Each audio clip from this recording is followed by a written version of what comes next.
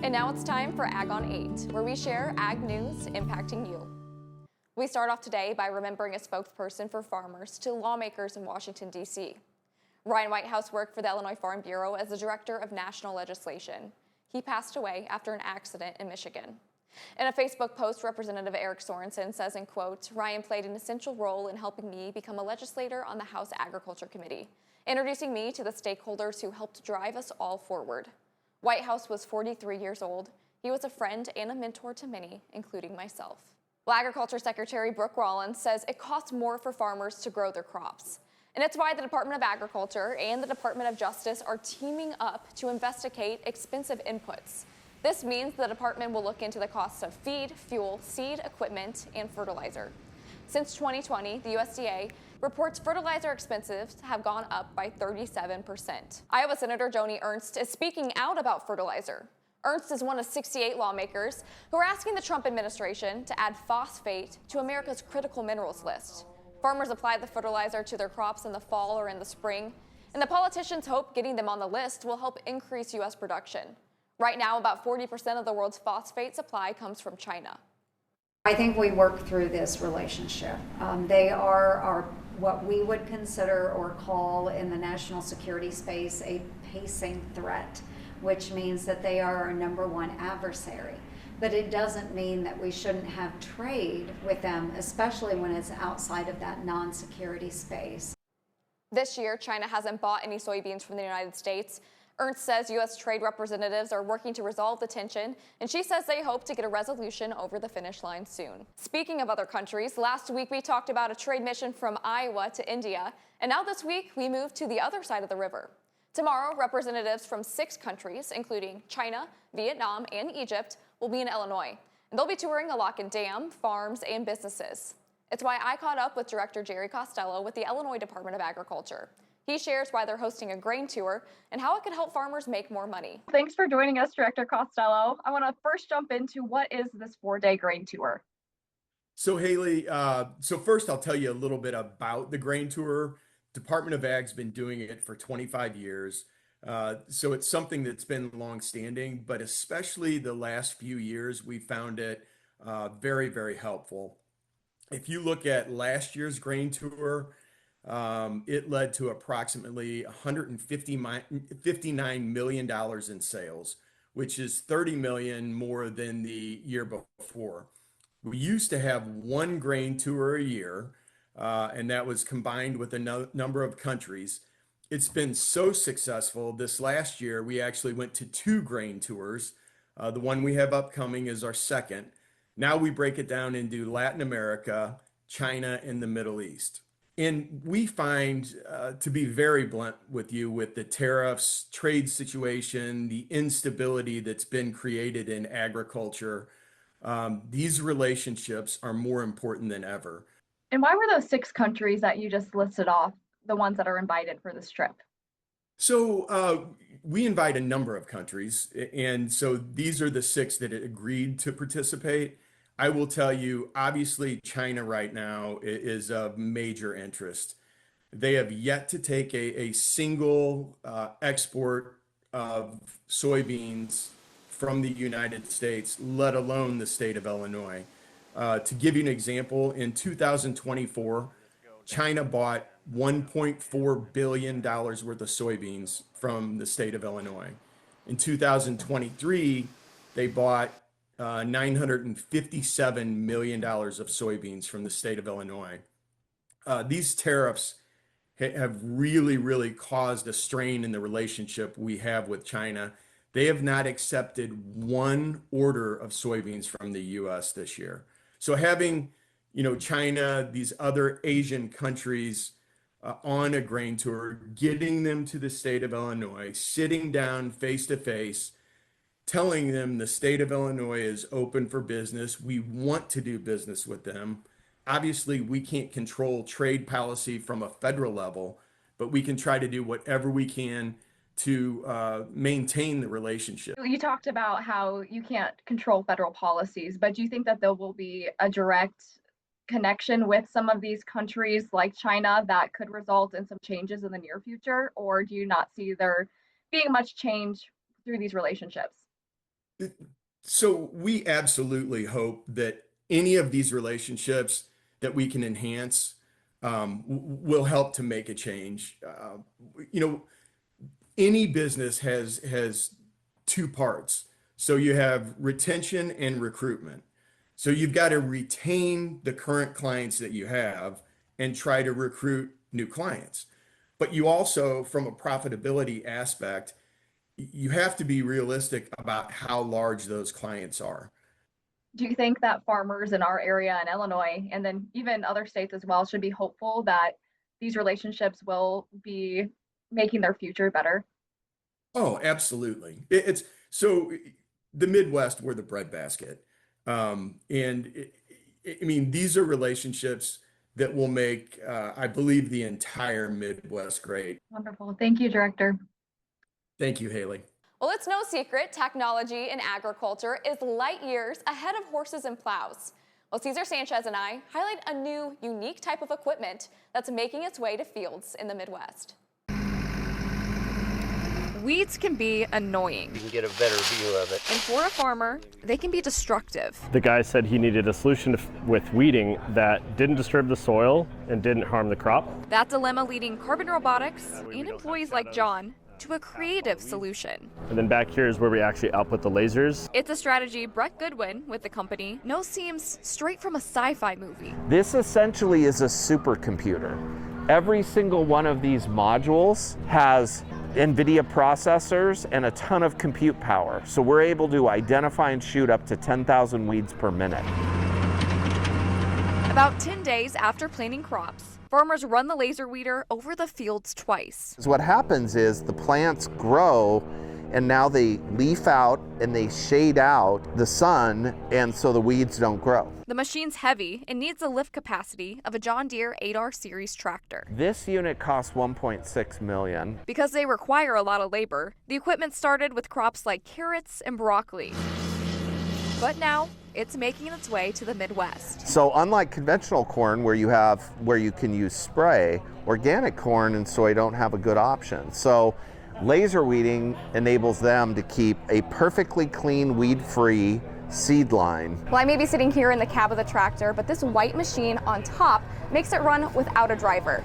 Now it uses a dozen cameras and it uses radar technology and works for both the laser weeder and tillage equipment. We control everything, so the farmer just sets up a geofence, like where's the field.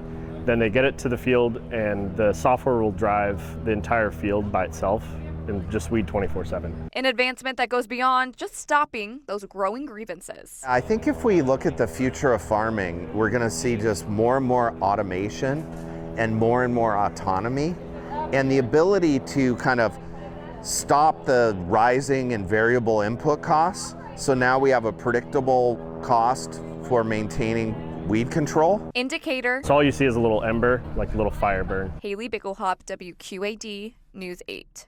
It's National Farm Safety Week, and this year's theme is Safety First, Avoid the Worst. Now, as farmers get busy in the fields, one family in Oregon is reminding everyone to slow down. I'll show you their farm, where one structure serves as a daily reminder to take safety seriously on the farm. Well, this is our drying bin that we put the wet corn into when we harvest in the fall. For farmer Jay Dahl, the changing seasons hold significance. We were cleaning out the bottom of the bin. It was a nice day. It was a late fall. In 2009, Jay and his brother Jeff were getting rid of the last of the grain. A lot of times I do it myself. The power sweep running in the bin while they worked. There's two powerful augers in the bottom of that start and stop periodically. So as we're cleaning it out, we always get in there and the augers are running. We step over it. We shouldn't have, but we've done it for many years. That November day was different. I would step over the auger and it caught my foot. And I couldn't get it out, and I didn't realize it that day, but my brother came over and pulled my foot out, and he pulled it out with such force that he fell down. Jeff was then sucked into the center of the machine, the auger cutting down to his bone. I was the first responder, EMT on scene. Donna, Jay's wife, has been an EMT for over 20 years. I basically just, kept on talking to him. You see, that's not a very big hole to go in and out of. Jeff was airlifted to a hospital in Peoria, later recovering. He saved me, and I guess I saved him then too. The memories from 16 years ago make safety a priority for Jay and Donna's farm. The time that you think we save by cutting corners, you really don't. They've made changes to their day-to-day practices. We don't get in the bin now when we clean it out. We go in there with everything shut off. Their advice is simple. Take your time and stop and think about what's going on and what's going to happen and what you do. Know where your family's at, know what they're doing, know what they're operating, if they're going to be harvesting in the field. Tell them you love them. As life goes on, the family's precautions have a new purpose. My little grandsons, they're 5 and 2, and they love to ride in the semi with Pop. I stress to them, you do stay away from that. Every morning, you get up in the morning, I look out that window, look at the hog barn, and I look at this grain bin every morning. A constant reminder. Keeps that in our mind, and we do be safe that way. No matter the changing seasons. Well, as summer turns to fall, you may have noticed farmers are getting busy harvesting their crops. And it's why farmer Lou Lamoureux from Carroll County, Illinois joins us now. Now he's here to update us on what he sees out in the field and how farmers are faring this year already. Hey there, Lou. Thanks for joining us. I want to first start by just asking how harvest has been so far this year. I know you were out in the combine earlier today. It's been going very well. We've had some real dry weather. The crop is maturing. Some varieties a lot more than others. Yeah? When did you start combining this year? Oh, we filled bunker with wet corn about 2 weeks ago we started. And that was 30 to 32% corn. So we got a good start with the harvest with doing wet corn to fill bunker silos and harvester silos. And now we're back to the dryer. So it goes a little slower now. And are there other farmers in your area that are also in the field? Oh, that's interesting you ask that because yesterday from the combine seat, I could see 4 combines around me going, 2 in beans and 2 in corn. So it must be the time to get going. So everybody's finally getting started. The corn's been fairly wet. So guys are waiting with the dry weather to let the Mother Nature take some of the moisture out instead of putting it through the dryer. And you mentioned that dry weather. I mean, our weather team tells me that it's looking pretty dry over the next few weeks. Is that something that you're concerned about, or will that help harvest move along quicker? Well, it'll help harvest move along quicker, but I'm not sure that's a good thing. We'd sure like a rain. I mean, it's really, really dry. After we filled silo, we seeded some wheat, and of course, that's just laying in dry dirt. So until we get a rain, the wheat's not going to even germinate and get started growing. And of course, the fire risk keeps going up every day. The wind blows and the sun shines, the risk of fire is more prominent.